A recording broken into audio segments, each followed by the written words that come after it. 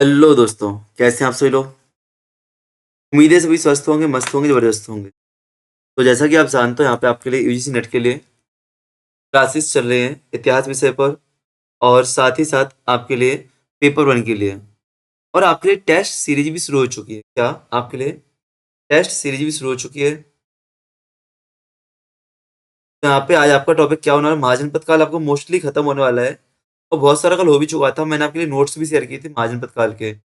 कुछ इस तरीके से मैंने आपको नोट्स शेयर किए थे, आपको याद हो? तो एक पेज पे 4-4 स्लाइड लगा के दी थी मैंने। जैसे यदि आप प्रिंट आउट निकालने की कोशिश करना तो आपको दिक्कत ना आए, ठीक है ना? चलो, हम लोग पढ़ने वाले हैं आपका महाजनपद काल के आगे हम लोग बढ़ेंगे। पहले अर्थव्यवस्था में देखी थी, महाजनपद काल अर्थव्यवस्था कैसे, व्यापार कैसे है, व्यापार के स्रोत क्या-क्या है, ये सारी चीज़ें हम लोग देख चुके थे। सिक्के वगैरह देख चुके थे, साहित्यिक पुरातात्विक साक्ष्य देख चुके थे, विदेशी राइटर्स क्या बोलते हैं, ऋण की अवधारणा क्या होती है, ये सारी चीज़ें हम लोग महाजनपद काल में मोस्टली देख चुके थे। आज जो हमें देखना है, आज का टॉपिक द्वितीय शहरीकरण का उद्भव, the rise of the second urbanization in India. द्वितीय शहरीकरण का उद्भव हमें इंडिया में देखना है, कब हुआ, कैसे हुआ। आपको पता होगा पहला शहरीकरण हम क्या किसको, सिंधु घाटी सभ्यता को मानते हैं और सेकंड मानते हैं सिंधु, है ना? परिचय की बात करते हैं, वैदिक युग की सभ्यता मुख्यतः कैसी थी, ग्राम और कृषि पर थी। बिल्कुल सही बात है, वैदिक में ग्राम था। वैदिक साहित्य में नगर या शहर का उल्लेख नहीं मिलता है, नगर या शहर का उल्लेख नहीं मिलता, परंतु बौद्ध साहित्य में नगरों का व्यापक उल्लेख मिलता है। और बौद्ध साहित्य कहाँ पे, आपके महाजनपद काल से संबंधित। छठी शताब्दी ईसा पूर्व गंगा घाटी में लौह प्रौद्योगिकी, कृषि अधिशेष और व्यापार से क्या हुआ, सेकंड अर्बनाइजेशन का आरंभ हुआ। साहित्यिक साक्ष्य की बात करें तो पाली ग्रंथ, जहाँ पर 60 नगरों की चर्चा मिलती है, जिसमें 6 प्रमुख नगर कौन-कौन से, चंपा, राजगृह, वाराणसी, कौशाम्बी, श्रावस्ती, कुशीनगरा। ये आपसे उस टाइम पे दूसरी बार रिपीट हो रहा है आपका। 6 मुख्य नगर कौन-कौन से आपको दिखते हैं पाली ग्रंथों में? चंपा, राजगृह, वाराणसी, कौशाम्बी, श्रावस्ती, किन्नर आपको यहाँ पे मिलते हैं, ठीक है ना? बात करें सभी कहाँ पे, मध्य गंगा घाटी में आपको मिलते हैं। पारनी ने तो तलातूरा, वर्तमान सियालकोट और पाकिस्तान के निवासी। पारनी पारनी अपने इंडिया के नहीं, देखो कहाँ पे है।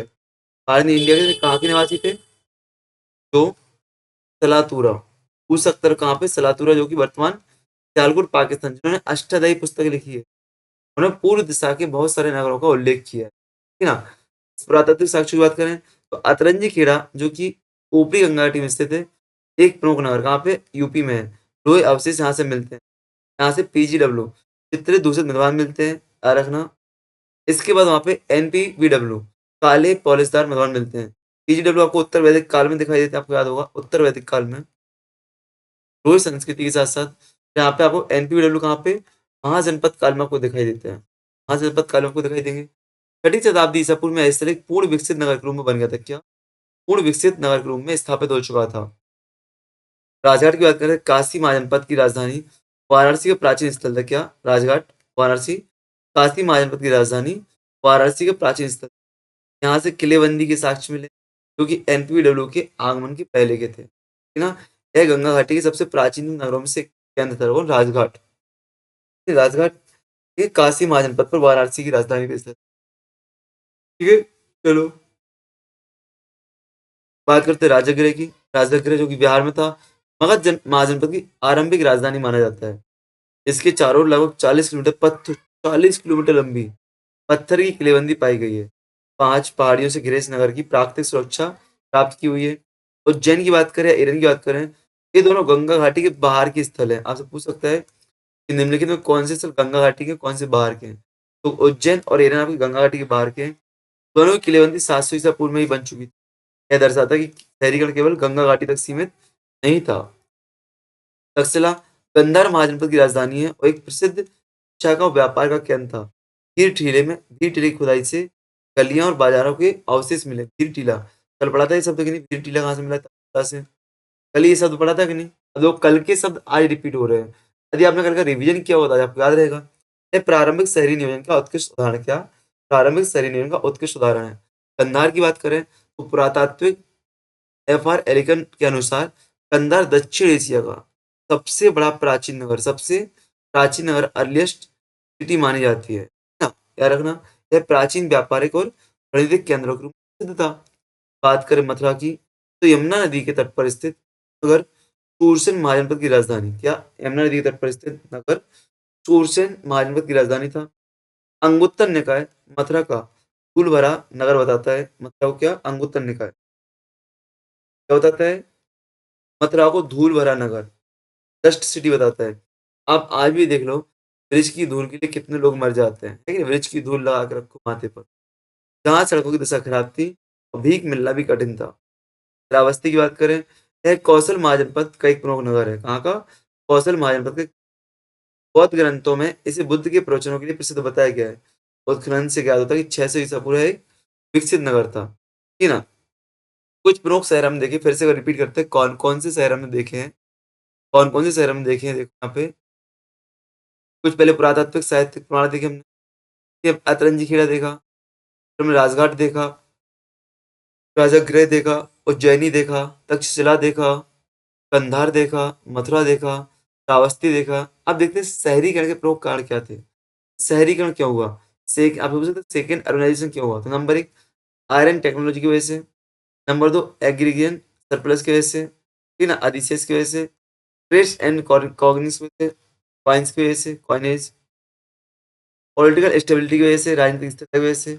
और धार्मिक गतिविधियों की वजह से। क्या? धार्मिक गतिविधियों की वजह से, धार्मिक गतिविधियों की वजह से, है ना? तो बात करें लोहे प्रौद्योगिकी, लोहे के औजारों से कृषि भूमि का विस्तार हुआ है। क्या? लोहे के औजारों से किससे हुआ? आपका कृषि भूमि का विस्तार हुआ है। कृषि अधिशेष की बात करें तो अधिशेष ने व्यापार कर और शिल्प को जन्म दिया है। क्या? कृषि अधिशेष ने व्यापार कर और शिल्प को जन्म दिया है। व्यापार मुद्रा की बात करें तो करसरपण जैसी मुद्राओं ने विनिमय को सरल बनाया है। कसरपण जैसी मुद्राओं ने क्या? विनिमय को सरल बनाया है। कस्य पर मुद्रा।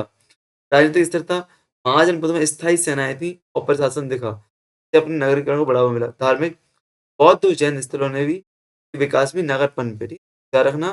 कुछ यहाँ पे कारण आपके लिखे कारणों से आपका नगरीकरण का विकास हुआ। यदि द्वितीय नगरीकरण की विशेषताओं की बात करें हम लोग, यहाँ पे अब सिंधु घाटी सभ्यता से कंपेयर कर सकते हो बाकायदा। किले वन यहाँ पे नगर मिल रहे हैं, योजनाबद्ध सड़कें और मकान मिल रहे हैं, शिल्प और व्यापार का केंद्रीकरण हो रहा है। मुद्रा आधारित अर्थव्यवस्था है जो कि अंदर अंतर का मुख्य बिंदु सिंधु घाटी सभ्यता से। धार्मिक और शैक्षणिक केंद्र, ये भी आपका अंतर का मुख्य बिंदु हो रहा है यहाँ पे, ठीक है ना? चलो, गंगा घाटी में द्वितीय शहरीकरण में भारतीय सामाजिक आर्थिक और सांस्कृतिक विकास का प्रतीक है, ठीक है भैया। आ जाओ, द्वितीय शहरीकरण के प्रमुख नगर फिर से देखते हैं, जो जो नगर रहे हैं आपके, फिर से देखते हैं हम लोग। दोस्तों हम देख ही चुके हैं, फिर से कुछ नगर देखते हैं जो आपके लिए महत्वपूर्ण है। अब डिटेल में आप पढ़ेंगे जो नगर आपके लिए महत्वपूर्ण है, वो नगर डिटेल में पढ़ेंगे सेकंड अर्बनाइजेशन के। तो नंबर एक, कौशाम्बी आपके सामने है, कौशाम्बी जो कि वत्स महाजनपद, कहाँ पे? कौशाम्बी आपका कहाँ पे? वत्स महाजनपद में मिलता है, याद रखना। यहाँ कुछ हिस्सों का उत्खनन हुआ करता था। क्या? कुछ हिस्सों का उत्खनन हुआ करता था, जिससे पता चलता है कि यह नगर प्रमुख शहरी केंद्र रहा होगा। नगर के चारों ओर कच्ची ईंटों की विशाल किलेबंदी की गई। प्रसिद्ध पुरातत्वविद जी आर शर्मा ने इसकी खुदाई की है, याद रखना। कौशाम्बी की खोज किसने की है? जी आर शर्मा, आर शर्मा महोदय ने, जी आर शर्मा महोदय ने कौशाम्बी में खोज की, ठीक है ना? ठीक। प्रसिद्ध पुरातत्वविद जी आर शर्मा ने खुदाई करवाई और इसके लगभग 1000 ईस्वी को बताया। हालांकि अधिकांश विद्वान इसे 600 ईसा पूर्व का से पुराना नहीं मानते हैं। जॉर्ज जॉर्ज रोशी के अध्ययन के अनुसार कौशाम्बी लगभग 60 हेक्टेयर एरिया में फैला हुआ था, जो इस क्षेत्र से सबसे बड़ा नगर था। कौशाम्बी की विशेषताओं की बात करें तो इसके पास में काड़ा, सिंगवेसापुर जैसे नगर थे, 6 से 12 हेक्टेयर फैले थे। छोटे आकार के लगभग 16 साइट्स यहाँ पे मिलती हैं हमारे लिए। यह दर्शाता है कि कौशाम्बी मुख्य नगर था, इसके चारों ग्राम या उपनगर बसे हुए थे। कौशाम्बी क्या हो गया आपका? मुख्य नगर हो गया और इसके चारों क्या ग्राम और नगर बसे होंगे, उपनगर बसे होंगे। छोटे नगर जैसे कड़ा और गंवेपुरा श्री गांवपुरा दैनिक उपयोग व विलासिता की वस्तु बनाते थे, जबकि कौशाम्बी व्यापारिक और प्रशासनिक केंद्र देख लो, जिला स्तर पे देख लो और अन्य छोटे छोटे गांव देख लो, ठीक है ना? चलो ऐसे कौशाम्बी की शहरी विशेषताओं की बात करें तो महल था यहाँ पे, नालियाँ थी, कचरा गड्ढे थे यहाँ पे, पकी हुई मिट्टी की जल निकासी पात्र यहाँ पे थे, ठीक है ना? यह नगर श्रेष्ठ नगर नियोजन का उदाहरण माना जाता है। अब देखो इतना डिटेल में पढ़ लिया, आपको रटना नहीं हर चीज की हेडिंग क्या है। कुछ शब्द कड़ा सिंह कौशाम्बी से याद करना, ठीक है ना? यार शर्मा से सब याद करना है। पूरा डीप में नहीं जाना, मैं सिर्फ इसलिए कर देता हूँ डिटेल में, यदि आप 10 से 12 लाइन सुनते हो, 4 से 5 फैक्ट आपको याद रह जाएंगे। 10 से 12 लाइन तो 4 से 5 मिनट आपका रख जाए। हाँ, कुछ पीपीटी आपको बड़ी लगती है, इतनी बड़ी पीपीटी क्यों है, इतना बड़ा कंटेंट क्यों है? बाइलिंगुअल है, हिंदी में भी, इंग्लिश में भी, इसलिए आपको बड़ा लगता है। ये अब 1 पेज में 2 लाइनें लिखी, इससे बड़ा तो आपको दिखेगा ही।